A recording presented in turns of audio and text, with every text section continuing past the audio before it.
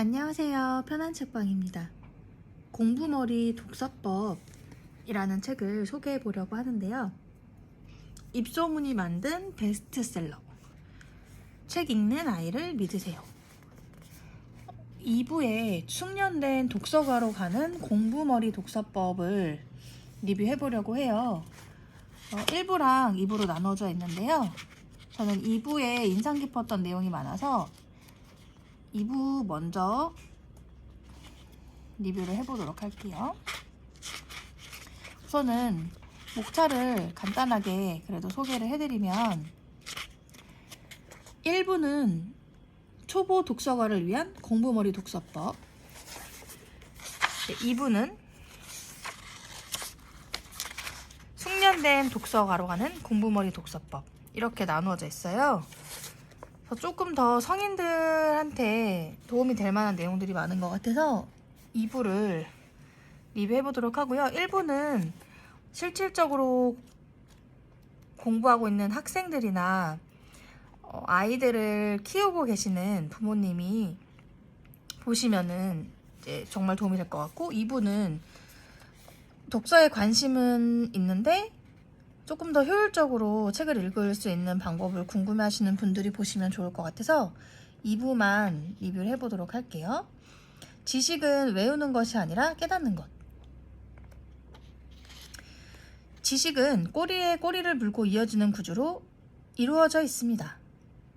꼬리에 꼬리를 물고 이어지는 이 구조가 얼마나 긴가, 얼마나 서로 잘 연결되어 있는가가 그 사람이 가진 지식의 깊이를 말해줍니다. 또 이렇게 꼬리에 꼬리를 물고 지식을 추적하다 보면 제자리로 돌아오는 순간이 옵니다. 지구는 둥글다에서 시작해 행성의 생성 원리를 알아내고 소행성과 별똥별이 생기는 원인을 지나 항성의 생성 원리와 항성풍을 이해하고 다시 행성의 생성으로 돌아오는 식으로요. 이렇게 한 바퀴를 돌고 나면 머릿속에 천체의 생성이라는 한 그루의 지식나무가 심어집니다. 이런 식으로 지식나무를 머릿속에 계속 심다 보면 지식의 숲을 이루게 됩니다. 머릿속에 밀접한 체계로 연결된 지식의 울창한 숲을 가진 사람, 그 숲으로 세상을 바라보고 이해하는 사람을 우리는 지식인이라고 부르죠. 이런 의문이 들 수 있습니다.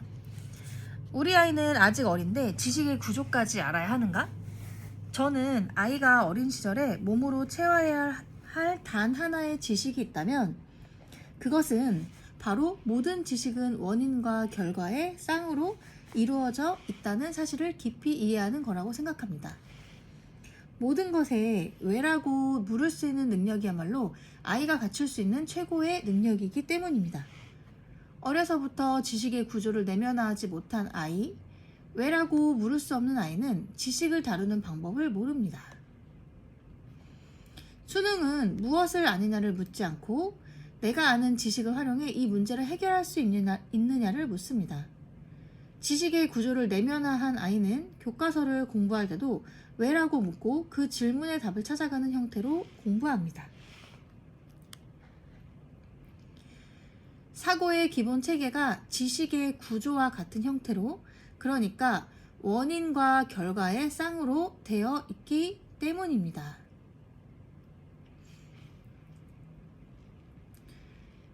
주입식 교육의 가장 큰 문제는 지적 능력이 발달하지 못하고 지적 능력이 발달하지 못하기 때문에 입시에서도 성공하기 힘들다는 겁니다.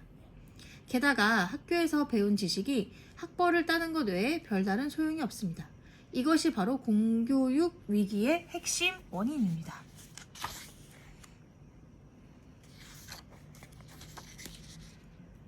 (10번을) 읽든 (100번을) 읽든 칼 세이건의 코스모스 같은 책 딱 한 권만 완벽하게 읽어보세요. 그러면 무조건 명문 대학에 들어갈 수 있습니다.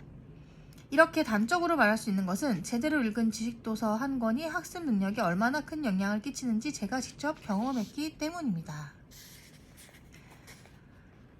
앞쪽에 놓친 부분이 있어서 다시 볼게요. 핀란드의 교육이 우수한 이유는 지식의 구조를 공교육의 시스템 안에 제도화하는 데 성공했기 때문입니다. 교과서를 읽은 후 연관된 과제를 주고 그 과제를 지식도서를 읽으며 해결하는 수업, 교과서를 통해 접한 정보의 원인을 지식도서를 통해 규명하는 수업.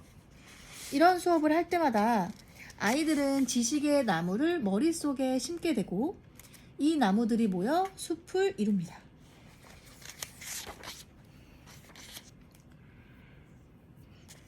이제 아이들이 서점이나 도서관에서 책을 구경하는 그것에 대한 이야기도 나와요. 책을 구경하다가 인생책을 만났으니 바로 위다의 플란더스의 개였습니다. 별 생각 없이 펼쳤다가 저도 모르게 단숨에 끝까지 읽어버렸습니다. 정말 희한한 경험이었습니다.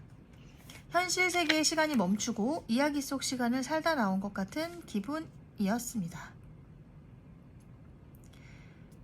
요건 작가님이 초등학생 때 집에서 공부를 하라고 하는데 방에서 그냥 공부하는 척만 하면서 시간을 보냈대요. 근데 이제 집에 있는 책을 이렇게 구경하다가 인생책을 만났는데 그게 플란더스의 개였고 이제 현실 세계의 시간이 멈추고 이야기 속 시간을 살다 나온 것 같은 기분을 느꼈다고 합니다. 용돈으로 책을 살 만큼 열정적이지 않았고 도서관이 뭐 하는 데인지도 몰랐기 때문에 책을 빌려 읽지도 않았습니다. 대신 은행원이었던 아버지가 매달 한 무더기씩 가져오는 고객용 잡지와 소책자를 읽곤 했습니다. 참고로 저는 지능이 높은 사람이 아닙니다. 기억력도 형편없고 다소 덜렁거리는 성격이기도 합니다. 그런데 제가 4개월 동안 고등교과 3년치의 공부를 할 수 있었던 이유는 무엇일까요? 저는 그게 칼 세이건의 코스모스를 읽었기 때문이라는 사실을 의심치 않습니다. 코스모스는 우주 역사 137억 년을 다룬 700페이지 분량의 천체 물리학 책입니다. 이 책은 초등 1학년부터 고등 3학년까지 전 과목 교과서를 합친 것보다 많은 정보량과 고3 교과서를 훌쩍 뛰어넘는 난이도를 갖고 있습니다. 저는 그 책을 10번 가까이 읽었습니다. 코스모스에 비하면 고등학교 교과서는 굉장히 쉬운 책이었고 습득해야 할 지식의 양도 그다지 많은 편이 아니었던 겁니다. 이 작가님이 이제 학생 때 몸이 아프셔서 학교도 많이 못 가고 수능 시험도 이렇게 4개월 동안에 준비를 해서 원하는 그래도 대학에 가셨다고 하거든요. 물론 저는 이례적이고 비정상적인 학창시절을 보냈습니다. 학교 공부를 한 기간이 고작 해야 중등 1학년 때 1년, 고등학교 3학년 때 6개월밖에 되지 않습니다. 절대로 이런 식으로 학창시절을 보내서는 안 됩니다. 그런데도 제 사례를 소개한 이유는 지식도서 한 권의 위력이 얼마나 대단한지를 단적으로 보여드릴 수 있는 예이기 때문입니다. 저는 학창시절 동안에 현대 물리학이 발견한 창조주와 코스모스 외에 에리 프롬의 철학책 몇 권을 더 읽었습니다. 읽은 지식도서를 다 합해도 10권을 넘지 않죠. 이 10권 남짓한 책 중에 저의 지식처리 능력의 구할은 코스모스 한 권을 통해 길러졌다고 생각합니다. 코스모스를 10번가량 거듭해 읽는 과정에서 저는 이 책이 가진 지식의 구조를 머릿속에 집어넣는 경험을 했습니다. 이는 곧 저의 뇌가 신경 가소성을 발휘해 코스모스 정도의 지식체계를 습득할 수 있는 상태로 업그레이드 됐다는 것을 의미합니다. 세계적인 과학 철학자 장하석 케임브리지 대학교 석좌 교수는 중학교 3학년 때 코스모스를 여러 번 정독해서 읽었다고 합니다. 이런 독서의 경험이 세계적인 학자로서의 기본 능력을 길러주었을 겁니다. 상식적으로 생각해도 너무나 당연한 결과입니다. 고등교과 수준을 훌쩍 뛰어넘는 지식도서를 완벽하게 이해하며 읽어본 아이에게 교과서는 쉬운 책에 불과할 수밖에 없으니까요. 고등교과 수준을 훌쩍 뛰어넘는 이제 지식도서를 완벽하게 이해하며 읽어본 아이에게는 교과서가 정말 쉬운 책에 불과할 수 없다고 설명을 하고 있어요. 6개월이 걸리든 1년이 걸리든 상관없습니다. 중학교를 졸업하기 전에 딱 한 권만 제대로 읽으면 됩니다. 그러면 고등학교 교과서 정도는 쉽게 이해할 수 있습니다. 저도 그 파타고니아 파도가 칠 때는 서핑을이라는 책을 읽고 이제 경영 서적이었는데요. 내용이 조금 생소하고 어려운 부분도 있었지만 그 책을 읽고 굉장히 독서의 그런 수준이 그래도 조금 향상된 것 같은 이제 기분을 느껴서 이제 이 부분이 좀 와닿았고요. 그리고 뒤에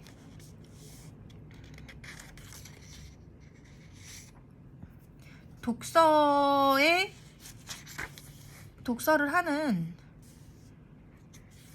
형태에 대해서, 독서가의 형태에 대해서 설명을 하고 있어요. 그래서 유형 1 활자 중독형만 보도록 할게요. 활자 중독형은 책의 종류를 가리지 않고 닥치는 대로 읽는 유형입니다. 쉽게 말하면 도서관 서가의 A열부터 Z열까지 한 권도 빼놓지 않고 다 읽어버리는 식입니다. 발명왕 에디슨, 마이크로소프트 창업자 빌 게이츠, 연쇄 창업마라는 별칭을 가진 테슬라 CEO 앨런 머스크 등이 이 유형에 속합니다. 도서관을 정복하려면 엄청난 시간과 열정이 필요합니다. 에디슨은 초등학교 때 퇴학을 당하는 바람에 시간과 열정을 얻을 수 있었고, 빌 게이츠는 도서관에서 미친 듯이 책만 읽다가 아들의 정신이 이상하다고 여긴 아버지의 손에 이끌려 병원 진료를 받아야 했습니다. 손에서 책을 놓는 법이 없었던 앨런 머스크는 친구들이 집에 놀러와도 저 혼자 독서를 하는 기행을 일삼았습니다. 그 결과 청소년이 되기도 전에 이미 읽은 책의 권수가 10,000권을 돌파했습니다. 경위야 어떻든 도서관 어린이실을 통째로 정복하거나 그의 버금가는 독서를 하면 아이는 상상을 초월하는 수준의 인재가 됩니다. 도서관 어린이실 서가는 어른들이 이용하는 문헌정보실 서가와 구조가 같습니다. 역사, 과학, 철학, 사회, 정치, 문학 등 모든 분야의 책이 다채롭게 비치되어 있죠. 다른 점은 책의 수준이 어린이에게 맞춰져 있다는 것뿐입니다. 어린이에게 맞춰져 있다는 것이 유치하다는 뜻은 아닙니다. 세상에 유치한 문학, 유치한 지식은 없습니다. 다만 어렵고 복잡한 것을 쉽고 친절하게 설명해 놓았을 뿐이죠. 따라서 어린이실의 서가를 정복한다는 것은 세상 모든 종류의 지식을 머릿속에 데이터베이스 하는 것과 같습니다. 만약 어떤 아이가 어린이실에 비치된 역사책 전부를 제대로 읽는다고 가정해보죠. 한 분야의 책을 여러 권 읽는다는 것은 그 분야의 지식을 반복 확장해서 학습함을 의미합니다. 한국사 통사책을 한 권 읽으면 아이는 한국사의 대략적인 흐름을 이해하게 됩니다. 그런데 도서관에는 한국사 통사책만 수십 종 넘게 비치되어 있습니다. 담고 있는 지식은 비슷하지만 책마다 조금 다른 관점, 조금 다른 강조점, 조금 다른 서술 방식을 갖고 있습니다. 따라서 수십 종에 이르는 한국사 통사책을 읽는다는 것은 한국사 통사 지식을 조금씩 다른 관점으로 수십 번 반복 학습하는 것과 같습니다. 이 과정에서 아이는 교과서를 달달 외워 습득한 지식과는 전혀 다른 입체적이고도 해박한 지식을 얻게 됩니다.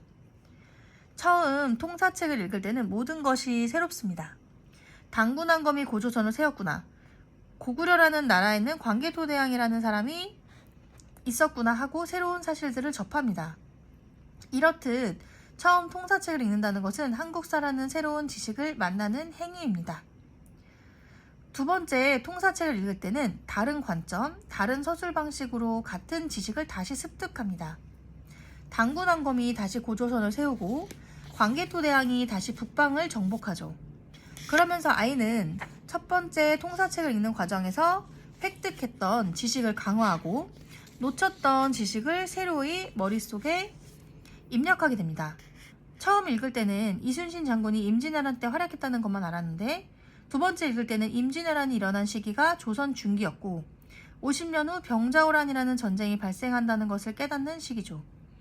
한국사 지식이라는 커다란 퍼즐판이 서서히 채워집니다. 이렇게 6권에서 7권의 한국사 통사책을 읽고 나면 아이는 이제 다음 장에 무슨 내용이 나올지 훤히 알 정도로 한국사 지식에 능통해집니다. 그뿐만 아니라 책들 사이에 서로 다른 관점이 있다는 것도 느끼게 됩니다. 20권, 30권을 읽고 나면 사건들의 상호 관계까지 세세하게 파악할 수 있습니다. 아이의 머릿속에 한국사 통사라는 지식체계 하나가 완전한 형태로 세워지는 것입니다. 이제 아이는 자기가 원할 때 언제든지 그 지식을 꺼낼 수 있습니다. 심지어 자기가 원하지 않을 때도 툭툭 튀어나옵니다. 한국사 지식이 내면화됐기 때문입니다. 이것은 지식을 생각의 재료로 사용할 수 있다는 점에서 엄청난 이점이자 성장입니다.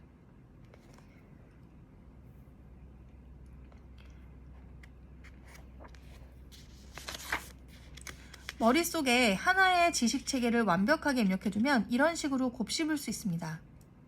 이렇게 곱씹는 과정에서 아이는 지식을 완전히 자기 것으로 흡수합니다. 현실과 동떨어진 책 속의 지식이 아니라 자신의 사고와 완전히 일체화된 살아있는 지식을 갖게 됩니다. 그리고 이 지식은 다른 유형의 역사책을 읽으며 다시 한번 반복 학습됨과 동시에 세밀화됩니다. 아이는 시대 배경을 훤히 알고 있는 상태에서 세종대왕과 광개토대왕 위인전을 유물에 관한 책을 읽습니다. 지식이 상호 연결되며 강화됩니다. 어린이실 역사 서가를 정복할 때쯤이면 아이는 준전문가급의 지식체계를 갖추게 됩니다. 이는 단순히 지식이 많다는 것 이상의 의미가 있습니다. 수많은 정보를 상호 연결해 복잡 다단한 하나의 지식체계를 머릿속에 집어넣은 것이기 때문입니다. 지식을 처리하는 능력이 어마어마하게 향상된 것은 두말할 필요도 없죠. 아이는 세상의 모든 지식을 자신의 지식 네트워크를 이용해 해석할 수 있고 그 해석의 과정을 통해 강화할 수 있습니다. 진정한 의미의 통섭적 인재, 세상을 읽는 눈을 가진 지식인이 되는 겁니다.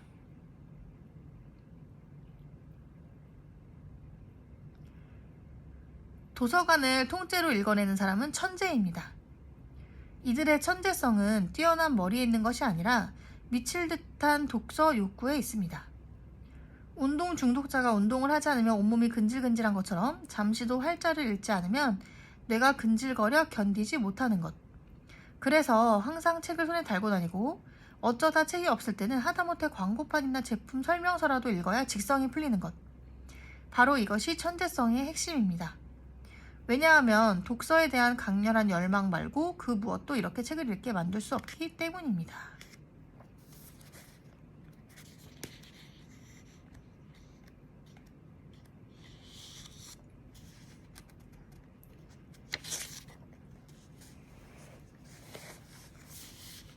핀란드의 영유아 교육의 핵심이 학습 금지라는 것에 주목할 필요가 있습니다.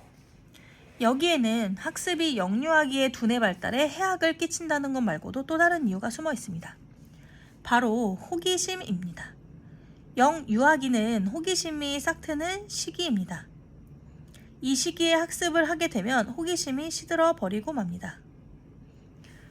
호기심은 아이에게서 나오지만 학습은 외부에서 들어옵니다. 호기심은 능동적이고 학습은 수용적입니다.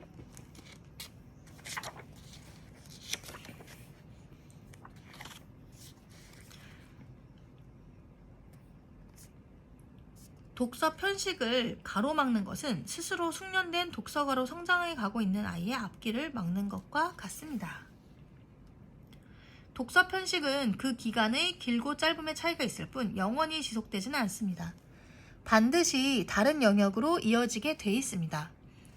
지식은 별개의 단일한 체계로 존재할 수 없기 때문입니다. 지식 도서를 읽게 만드는 힘이 호기심이듯 다른 분야의 책으로 넘어가게 하는 힘도 호기심입니다.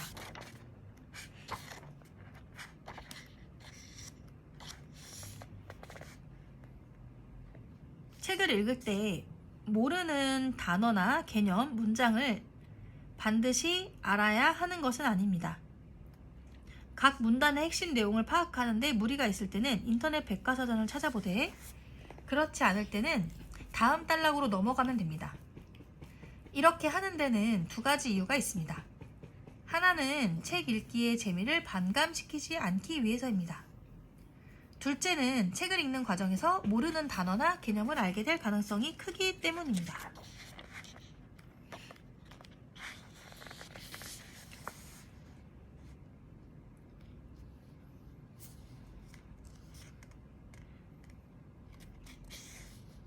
이번에는 언어 능력을 단기간에 극단적으로 끌어올리는 방법을 다루어 보겠습니다.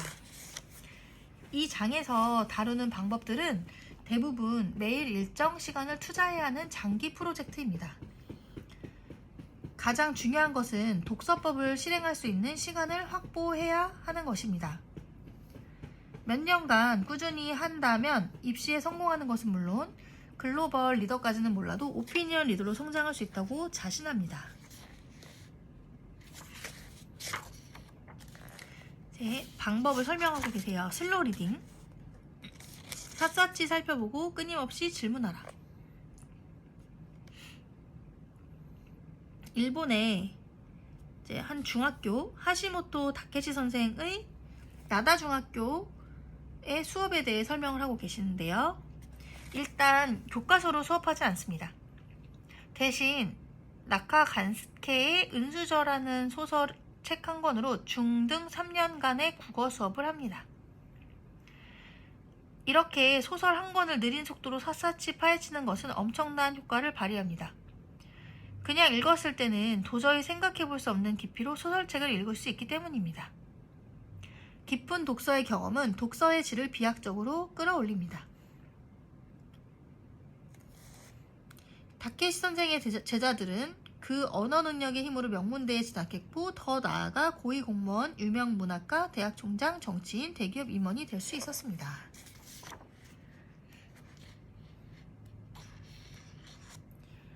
그리고 반복 독서.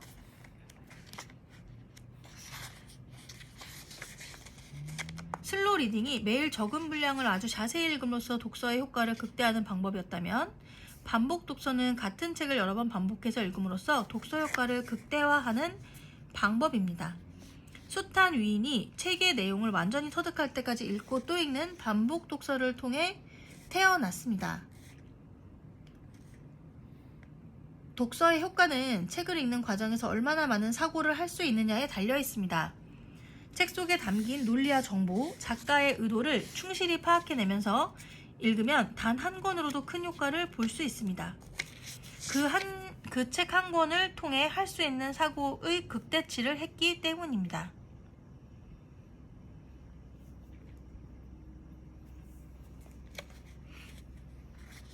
물론 같은 책을 거듭해서 읽기는 쉽지 않습니다. 하지만 해내기만 한다면 그 결실은 상상 이상으로 크고 대단합니다. 이제 필사에 대해서 나와요.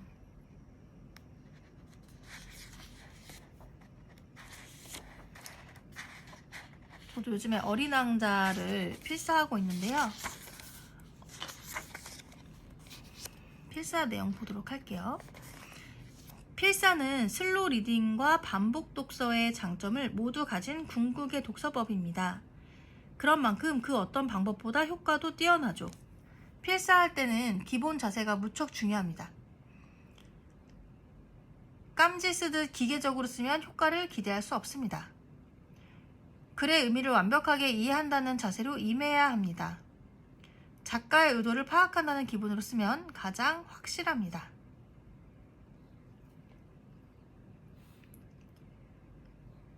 독서 강의였던 세종대왕을 탈인간급 인재로 만든 것은 100번 읽고 100번 베껴 쓴다는 백독백습이었습니다.